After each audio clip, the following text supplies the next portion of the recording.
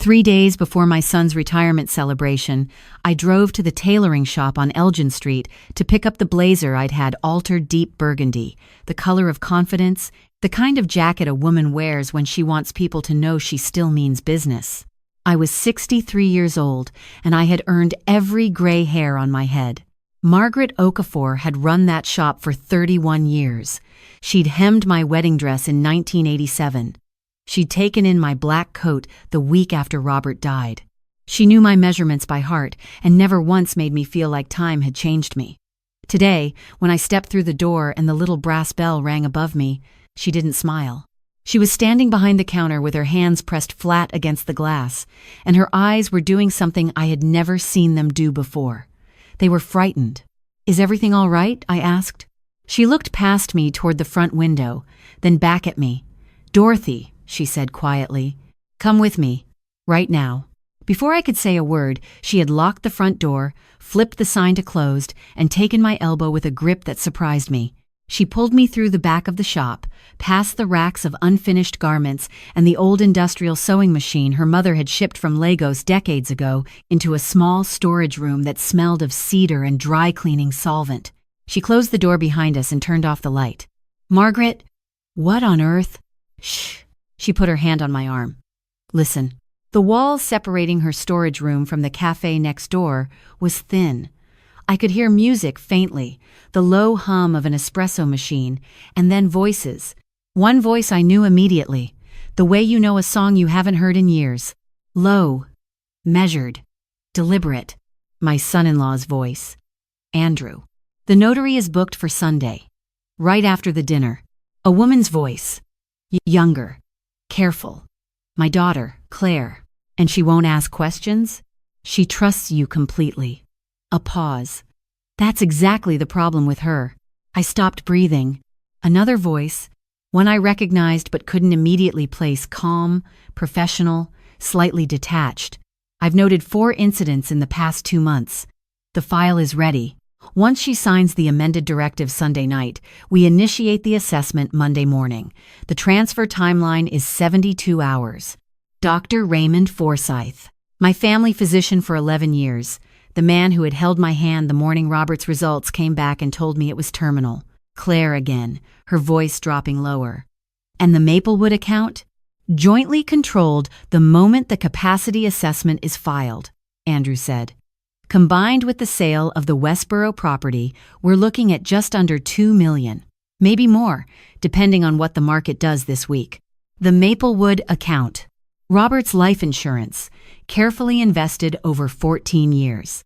The Westboro property, the house Robert and I had bought in 1994, the house where Claire had grown up, where she had learned to ride a bicycle in the driveway, where I had sat with her on the porch the night her father died and promised her we would be all right. $2 million. My retirement, my freedom, my entire life after Robert. I tasted something metallic. Margaret's hand found mine in the dark and held on. Chairs scraped. Footsteps moved toward a door. A moment later, silence. Margaret turned on the light. Her eyes were wet. "They were here last Tuesday," she whispered. "Same table. Same conversation. I didn't know if I should. I didn't know what to do. But then I saw your name on the appointment book for today and I thought, I can't let her walk out of here without knowing." I looked at her for a moment. This woman who had known me for 3 decades, who had altered every important piece of clothing I had ever owned. "My blazer?" I said. She blinked. "What? Is it ready?" She disappeared into the front of the shop and came back with it on a hanger, wrapped in thin plastic. I took it from her, looped it over my arm. I thanked her. I walked out into the September afternoon on Elgin Street, where the maple trees were just beginning to turn, and a young couple was laughing outside the coffee shop 2 doors down, and everything looked exactly the way it always did. I crossed to my car. I laid the blazer across the back seat. I sat down behind the wheel and closed the door. I stared at the blazer in the rearview mirror, and I let the silence sit. Sunday. 3 days. Andrew had planned it for Sunday, the night of the dinner we were throwing to celebrate 30 years of my career at Morrison & Reed Financial Group, 30 years of building something. The evening where I would stand up and thank the people who had mattered. the evening where I had planned to announce my retirement on my own terms. They had chosen that night deliberately.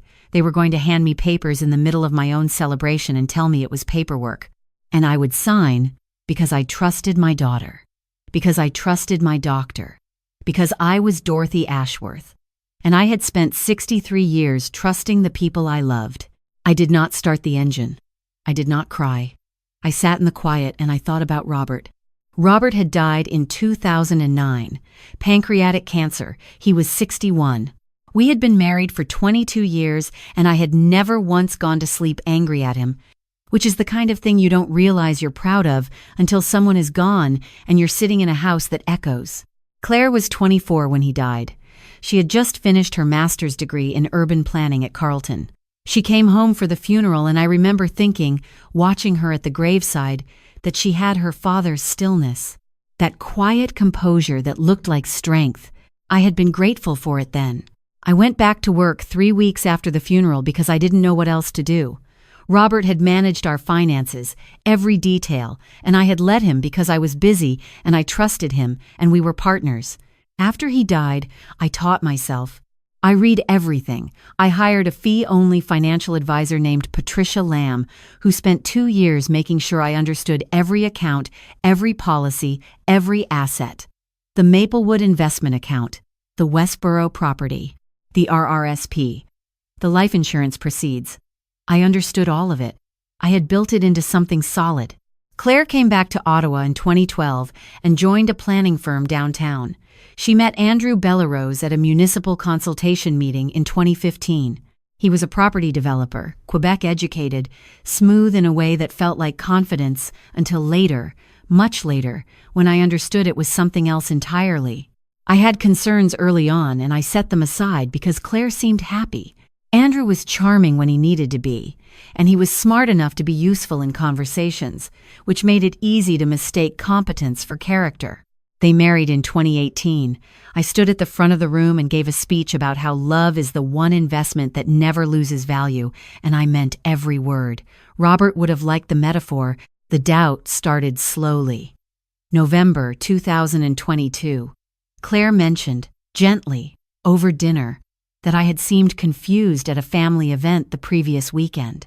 I had no memory of any confusion. I asked what she meant. She looked at Andrew. Andrew said, in that careful voice of his, that I had repeated a story twice and hadn't seemed to notice. Perhaps I should mention it to Dr. Forsyth just to be safe. I mentioned it to Dr. Forsyth. He told me it was normal aging. I believed him. January 2023. I missed a lunch with Claire. I had the date wrong by a week. My assistant had updated the wrong calendar. Claire called it the 3rd time this month something like that had happened. I could only account for 2. Andrew suggested, thoughtfully, that perhaps I was carrying too much at work, that at my age, the cognitive load of a senior advisory role was significant, that it might be worth thinking about accelerating my retirement timeline. I told him I was fine, but the seed was in the ground. March 2023. A board meeting. I was presenting a client recommendation when one of my colleagues, Martin, gently interrupted to say I had already covered that point. I had. I checked my notes afterward. I was certain I hadn't repeated myself, but I couldn't prove it. I noticed Andrew watching me at dinner that night with something in his eyes that was not concern. It was calculation. I filed it away, and I said nothing. By spring of 2024, I had started to doubt my own mind in small ways, writing everything down, double-checking dates, asking my assistant to confirm things I was perfectly capable of remembering. I had given a 30-year career in financial services to a version of myself I was beginning to feel uncertain about. And the people who were supposed to love me were the ones who had made me feel that way. I sat in my car on Elgin Street and let all of it come into focus. Then I started the engine and I drove. Diane Beauchamp's office was in a Victorian row house on Laurier Avenue East, one of those Ottawa addresses that manages to be both elegant and quietly serious. I had used Diane for 17 years business contracts, the estate settlement after Robert died, the property transfer when we sold the cottage in Calabogie. She was 60, precise, and allergic to nonsense. I trusted her in the way you trust a smoke detector, not because it's pleasant, but because it works. Her last client was leaving when I arrived. She took one look at my face and told her assistant to hold everything. In her office, I told her what I had heard through Margaret's wall. She listened without interrupting. When I finished, she turned to her computer and pulled up the provincial capacity legislation. She read for 90 seconds. Then she looked at me. If Andrew's timeline is accurate and the assessment is filed Monday morning, you have approximately 72 hours before a formal application could be made, she said. We can apply for an injunction to freeze the accounts and block any property transactions before that happens. But we need evidence, Dorothy. What they said through a wall is not enough on its own. Then I'll get evidence. She held my gaze. There's something else. If Dr. Forsyth has already begun documenting these alleged incidents, those records exist. We'll need an independent assessment from a physician with no connection to your family to counter whatever he files. Can we get one before Sunday? I know someone at the Ottawa hospital. Neuropsychology. I'll call tonight. She paused. Dorothy, if Forsyth has done this before, find out, I said. She wrote a name on a notepad and slid it across the desk. Daniel Tremblay, former RCMP, now private investigations, financial fraud and elder abuse. He's done 3 cases for me. If there's a paper trail, he'll find it. I picked up the notepad, looked at the name. And Claire? Diane asked quietly. I folded the paper and put it in my coat pocket. I don't know yet. I was in Daniel Tremblay's office by 8 o'clock that evening. He worked out of a plain second-floor space above a print shop on Bank Street. Desk clean, no photographs, the kind of office that tells you the person behind it has nothing to prove. He was 58, French-Canadian, with the kind of stillness that comes from spending a long career listening more than speaking. He took notes on paper. I told him everything. He didn't interrupt once. When I finished, he set down his pen. Your son-in-law, property developer. You said Quebec educated. Which firm? Bellerose Development. He incorporated it in 2019, the year after they married. Daniel wrote something down. The Westboro property. Is it solely in your name? Yes. Robert insisted on that when we bought it. He said a man should never put his wife in a position where she needs his permission to leave. I paused. I used to think that was romantic. Now I understand it was practical. Daniel nodded once. I'll need your financial institution's name and Patricia Lamb's contact. Also, any documents Andrew has given you in the past year that you signed without a lawyer present. My stomach shifted. There was one. Last February. Andrew had brought over what he called a simplified estate update, something to do with beneficiary designations. He said it was routine. I had signed it at my kitchen table. I had not called Diane. I told Daniel. He wrote it down without expression. I'll find out what it says. He looked up. One more thing. The retirement dinner Sunday. How many people? 60. Colleagues, some clients, a few family friends. It's at Becta. He was quiet for a moment. Don't cancel it. Don't change anything. Go about your week exactly as you normally would. And if they try to get me to sign something Sunday night? By Sunday night, he said, we'll know exactly what they're trying to get you to sign. I drove home through the glebe with the windows slightly down, the September air cold enough to be useful. The house on Linden Terrace was dark except for the porch light I always leave on. I had planted the cedar hedge along the front walk the summer Robert was diagnosed, something to do with my hands, something that would outlast the fear. It had grown taller than the front windows now. I stood on the porch for a moment before I unlocked the door. 63 years old, 14 years widowed, 30 years of professional life coming to its end on a night that someone else had tried to weaponize. I went inside. I did not sleep well, but I slept. By Friday morning, Daniel had sent me an encrypted message with 4 words, found the shell company. I called him. Bellerose Holdings, he said. Incorporated federally in March of this year. 2 directors, Andrew Bellerose and Claire Ashworth Bellerose. He let that settle. The February document you signed, it wasn't a beneficiary update. It was an amendment to your durable power of attorney. The original document, which you signed in 2010 after Robert died, named Claire as your attorney for property. The amendment adds Andrew as co-attorney and removes the independent oversight clause. I sat down. I signed away the oversight clause. You signed what Andrew told you was a beneficiary form, Daniel said. There's a difference. One is negligence, the other is fraud. He paused. There's more. I need you to come in. I was at his office in 40 minutes. He had 3 folders on his desk. He opened the first one. Andrew Bellerose had declared personal bankruptcy in Quebec in 2017, 2 years before incorporating Bellerose Development. The bankruptcy had been discharged, but the underlying debt, private investor loans for a failed condo development in Laval, had been restructured rather than eliminated. 2 of those investors were listed under a numbered Ontario company with a registered address in Vaughan. Daniel had cross-referenced the directors. These 2 investors, he said, placing a printed page in front of me, are associated with a money-lending network that has been under investigation by FinTrack since 2021. We're not talking about organized crime the way people picture it. This is financial crime. Private lending at predatory rates to developers who can't get conventional financing. Andrew borrowed approximately $380,000 in 2016. The principal is long past due. The interest has compounded. How much does he owe now? Conservatively, $800,000. Possibly more. He opened the second folder. Andrew had listed the Westboro property as collateral in a private financing agreement dated April of this year. He had not told me. He did not have the legal authority to do it, not yet. The amended power of attorney, if it held, would give him that authority. The Maplewood account, once he and Claire had joint control, would cover the remainder. He needed the money before the lenders lost patience, Daniel said. The retirement dinner was his deadline, not yours. He opened the third folder. Dr. Raymond Forsyth. 3 complaints to the College of Physicians and Surgeons of Ontario, all filed between 2016 and 2022. 2 had been dismissed. The third had resulted in a formal caution. In each case, a patient over the age of 60 had been diagnosed with mild cognitive impairment on the basis of clinical observation alone, without neuropsychological testing. In 2 of those cases, a family member with financial interest had subsequently obtained power of attorney.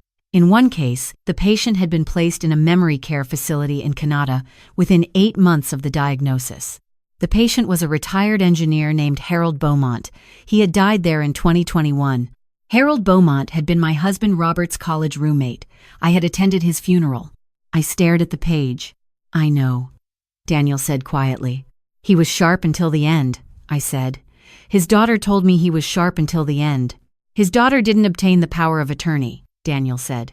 His son did, along with his son's wife. The room was very still. I thought about Harold sitting across from Robert at our dining room table in 2008, talking about the senators. I thought about his voice at Robert's funeral, steady and careful, the way men of his generation held grief. I thought about the last time I had seen him, in a facility in Canada, sitting in a chair by a window that looked onto a parking lot, uncertain of my name. I will not let them do this, I said, though I was not sure if I said it aloud or only thought it. There's a woman, Daniel said. Elsie Cartwright. She was Forsyth's second complaint, 2019.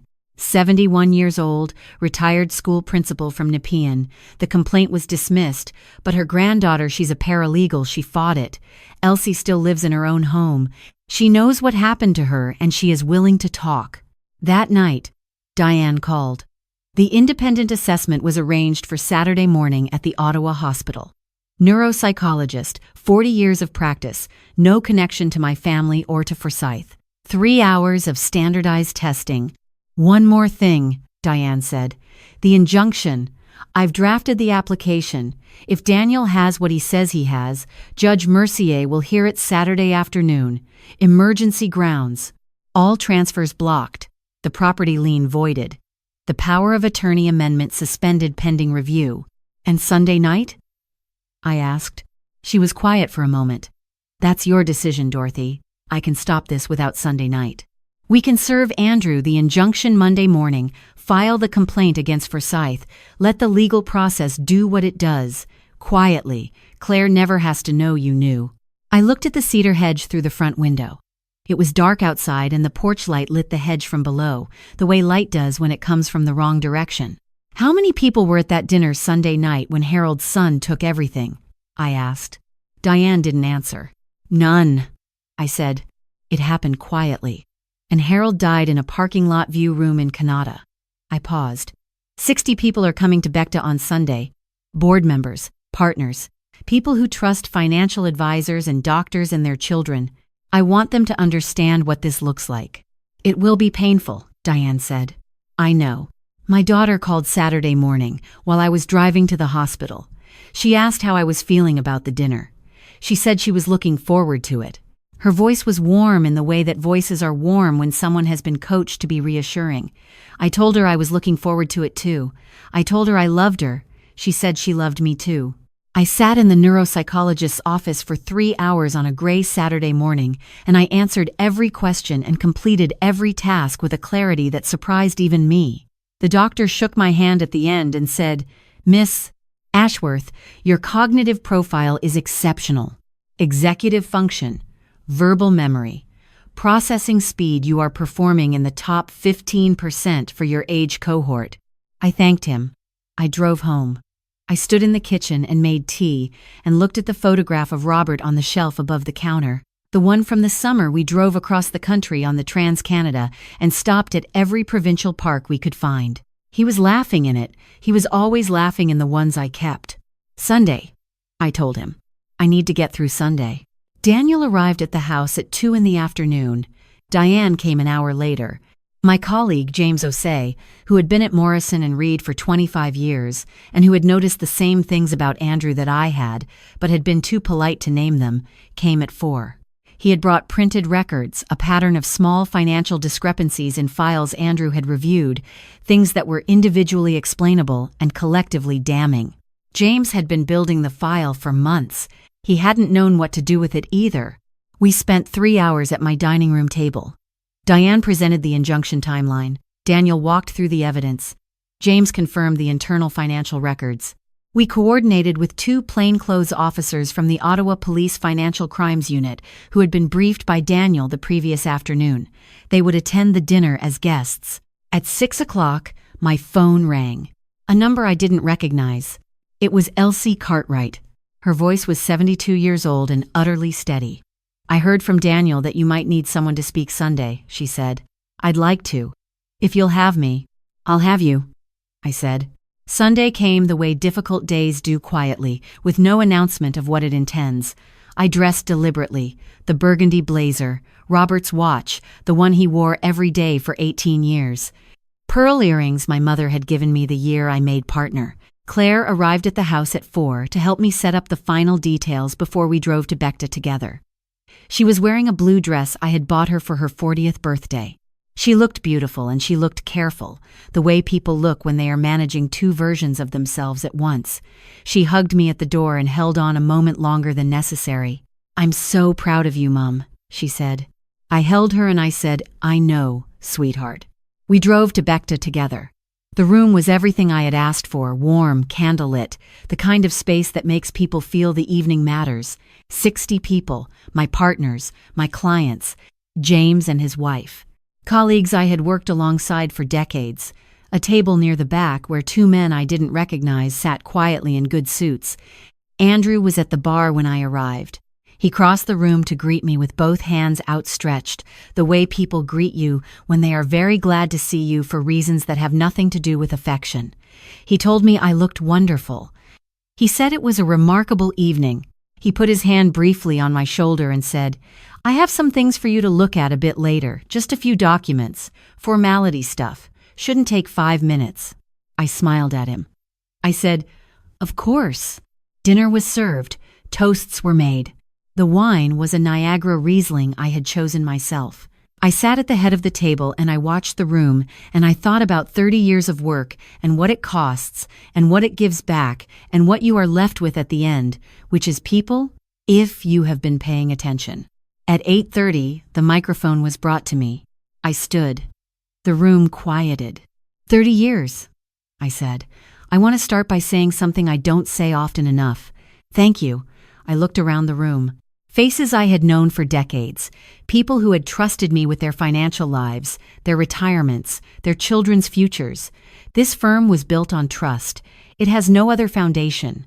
Everything we do here, every recommendation, every document, every conversation rests on the understanding that what we say is true and what we do is honest. I have tried to live up to that every day. Some days I succeeded, some days I didn't, but I always tried. People were smiling. Claire was smiling. Andrew was watching me with the patient expression of a man who has decided that whatever you are saying will be over shortly. I want to talk about trust tonight, I continued, because this week I learned something about trust that I need you all to hear. The room shifted almost imperceptibly. The way a room shifts when the temperature changes by 2 degrees. I looked toward the AV station near the back. Daniel nodded. Behind me, a screen lowered. In February of this year, I signed a document at my kitchen table. I was told it was a routine beneficiary update.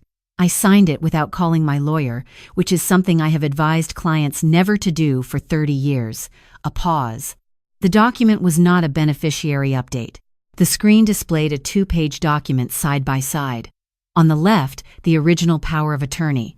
On the right, the amended version. Section 4, subsection 7, highlighted in yellow. The independent oversight clause, removed. I heard someone at table 4 say quietly, "Oh my God." This amendment, I said, gives my son-in-law Andrew Bellerose co-authority over my property alongside my daughter. It removes the independent oversight that existed to prevent exactly what Andrew planned to do with that authority. Andrew stood. His chair scraped back. "Dorothy, please sit down, Andrew." He looked at Claire. Claire was staring at the screen. Her face was very still. Andrew sat down. I clicked to the next slide. Bellerose Holdings. Incorporation date. Directors listed. Bellerose Holdings was incorporated this past March. The directors are Andrew Bellerose and my daughter Claire. The purpose of the company, as I understand it, was to receive the proceeds of the Westboro property sale and the Maplewood account once Andrew had the legal authority to access them. I turned back to face the room. Combined, those assets represent just under $2 million. My retirement, Robert's life insurance, the house where Claire grew up. The room was absolutely quiet. I clicked to the next slide. A debt summary, a numbered Ontario company, the Vaughan address, the FinTrack notation. Andrew needed that before a specific deadline, not because of estate planning, because he owes a significant debt to a private lending network currently under federal financial investigation. I did not look at Andrew. He has been trying to collect that money since the spring. He needed one more thing to do it. He needed me to be declared incapable. Claire turned to Andrew. Something crossed her face that I recognized it was the same thing I had felt sitting in my car on Elgin Street. The ground dropping away. "Which brings me," I said, "to Dr. Raymond Forsyth." Dr. Forsyth was at table 7. He had been my physician for 11 years. He reached for his water glass. "Dr. Forsyth has been documenting incidents of alleged cognitive decline in my medical file since July of this year. The plan was for him to file a formal capacity assessment Monday morning, 24 hours after I signed the amended power of attorney." I clicked to the next slide. 3 complaint summaries. Names, dates, outcomes. The College of Physicians and Surgeons reference numbers. This is not the first time Dr. Forsyth has done this. I let that sentence sit. 3 previous patients. 3 capacity assessments based on clinical observation alone, without standardized testing.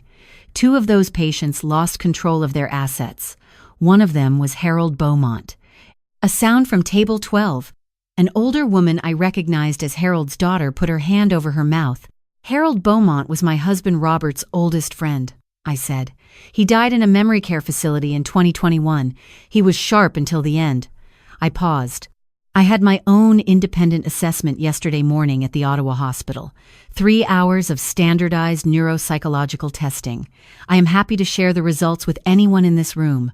I held up a sealed envelope. Top 15% for my age cohort. No evidence of cognitive impairment. None. Dr. Forsyth stood, pushing his chair back. He moved toward the side entrance. One of the men from the back table stood as well and stepped quietly into the aisle. Forsyth stopped. I turned back to the microphone. There is a woman who would like to say something. The screen switched to a video call. Elsie Cartwright, sitting in her living room in Nepean, her reading glasses pushed up on her head, her expression the kind of calm that comes from having already been through the worst of it. "My name is Elsie Cartwright," she said. "I taught school in this city for 34 years. In 2018, Dr. Forsyth told my family I was showing signs of cognitive decline. He had no testing to support it. He had observation notes." She looked directly into the camera. My granddaughter Sophie didn't believe him. She hired someone to look into it. She took it to the college. She sat with me in that process for 2 years. A pause. "I am still in my own home. I am still here. Dorothy Ashworth, they tried to do to you exactly what they tried to do to me. I am glad you found out in time." The call ended. The room did not erupt. It went very still in the way that rooms go still when something real has happened and no one quite knows yet how to move. Claire stood up from her seat. "Mum." Her voice was barely audible. "I didn't know about Harold. I swear I didn't know Andrew owed money. He told me the company he said it was to protect your assets." He said. She stopped. Her hands were shaking. "Sit down, sweetheart," I said gently. Andrew rose. "This is..." The plainclothes officer at the back table said, quietly but clearly, "Mr. Bellarosi, please remain where you are." Andrew turned. He looked at the 2 officers. He sat down very slowly, as if the air had gone out of him. I looked at Diane, who was standing near the entrance. "Counselor Goldman." She said she always called me that. It was a 30-year joke. The injunction took effect at 8 o'clock this evening. All accounts are frozen. The property lien has been voided. The power of attorney amendment is suspended pending judicial review.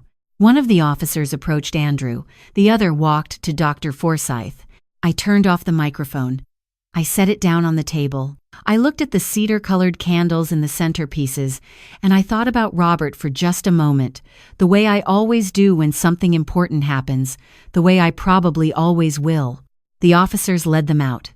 Andrew went quietly. Forsyth went quietly.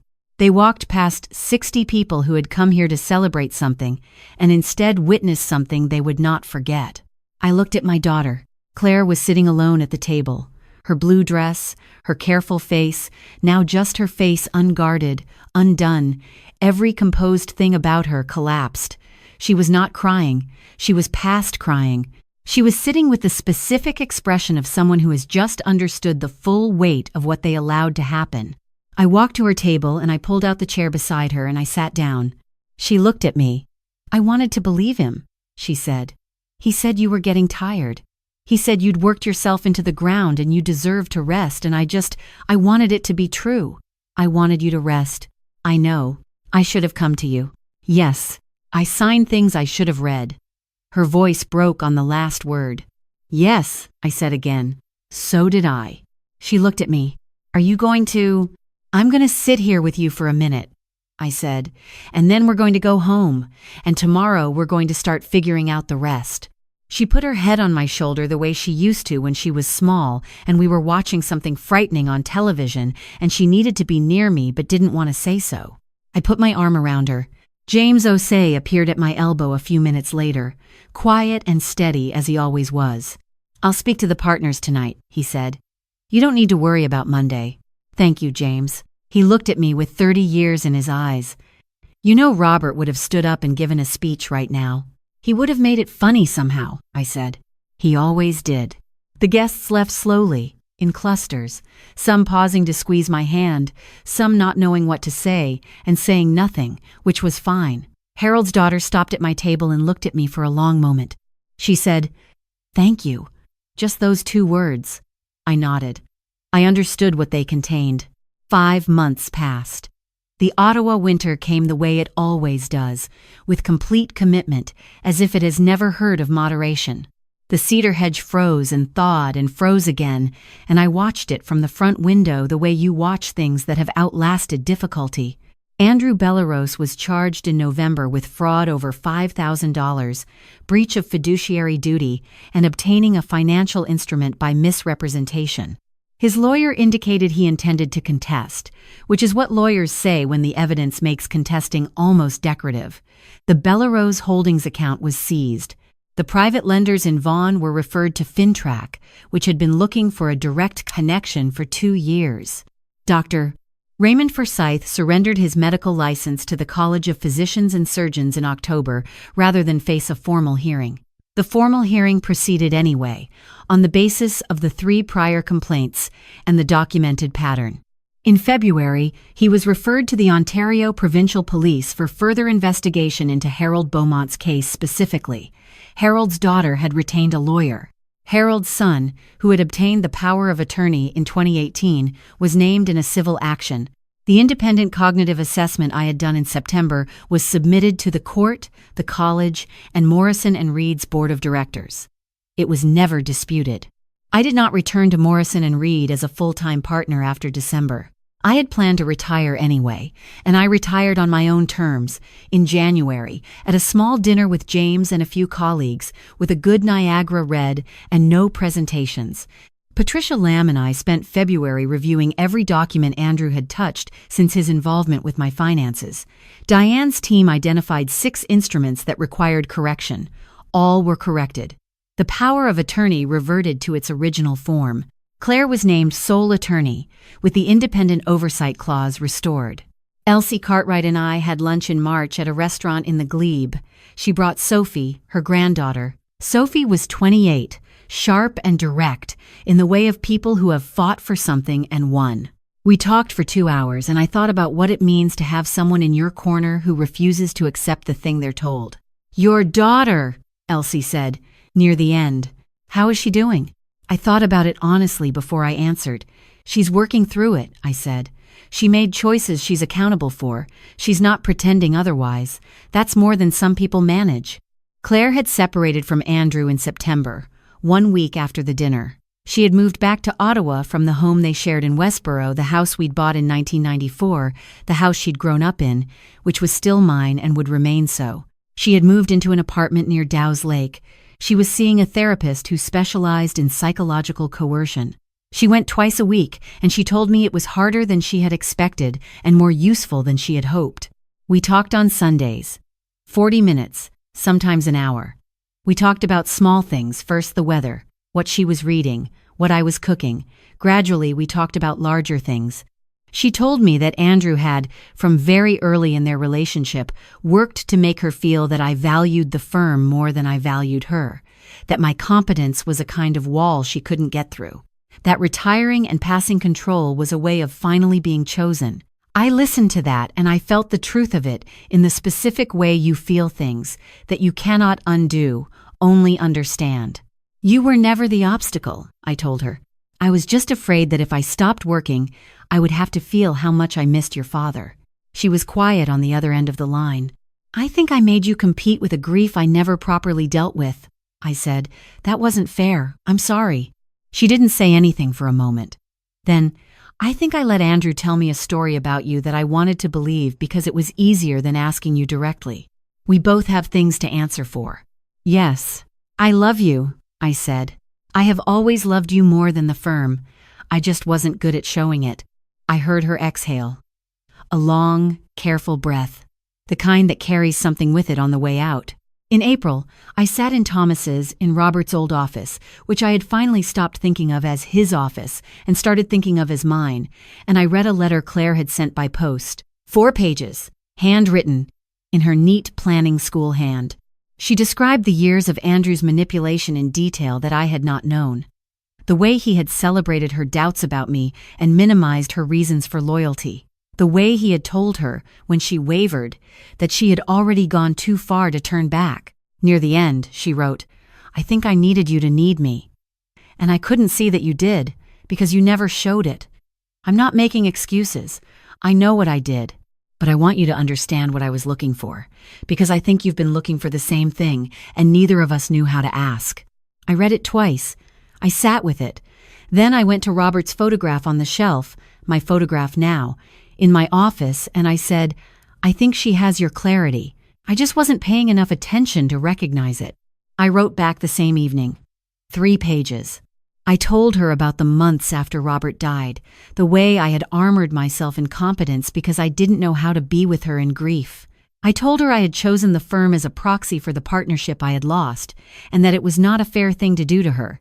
I told her I forgave her, not because she had earned it in some transactional way, but because she was my daughter and she was trying to understand herself honestly, and that was worth more to me than any other outcome. I told her the Westboro property would always be her home if she wanted it. She called the next morning.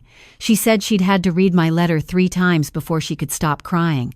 I told her that was a reasonable number. In June, nearly a year after the boutique, I drove to Elgin Street and parked outside Margaret Okafor's shop. She saw me through the window before I reached the door, and she came out to meet me on the sidewalk. She was wearing a yellow cardigan, and her reading glasses were pushed up on her head. "Dorothy," she said. "I have a blazer that needs a button replaced," I said. "And I thought we could have coffee next door after." She looked at me for a moment. Then she smiled. "I'll put the kettle on in the back," she said. We went inside. The shop smelled of cedar and dry cleaning solvent, and the particular calm of a place where someone has been doing careful, useful work for a long time. I gave her the blazer. She turned it over in her hands with the practiced attention of someone who has always understood that details matter, that things are worth mending, that what has been worn and frayed and survived the season can be made whole again if you are willing to take the time. Looking back, I understand what this year cost and what it gave me in return. I almost lost $2 million. I almost lost my independence. I almost lost my name, my competence, my right to make my own decisions about my own life. But what I almost lost that mattered more than all of it was the truth about my daughter and myself, a truth neither of us had been brave enough to speak before something forced us into it. I chose the firm for 30 years because I was afraid. I was afraid of what I would feel if I stopped moving. I built a life of competence and forward momentum, and I called it legacy, and it was, but it was also a way of not sitting still long enough to ask the harder questions. The manipulation worked because there was a crack to work through. The crack was mine. If you are watching this and you recognize yourself in this story, not in my position, but in Claire's position, on the other side of it, I want you to hear this. The people we love most are not our inheritance to manage. They are not resources. They are not liabilities.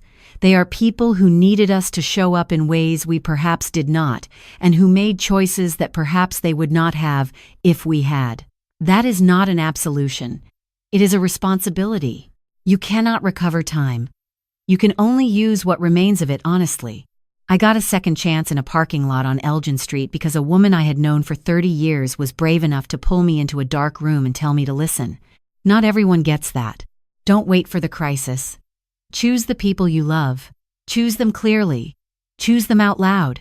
Choose them in the daily, ordinary moments before the stakes get high enough that everyone is forced to show what they are made of. It is harder. It is worth more. Thank you for staying with me to the end of this. I would genuinely like to hear from you if you have ever had to make a choice between protecting yourself and protecting someone you love. What did you do? Leave it in the comments. I read every one. And if something here gave you something to think about, I hope you'll stay with us on Rare Revenge, because these stories matter, and so do the people who need to hear them.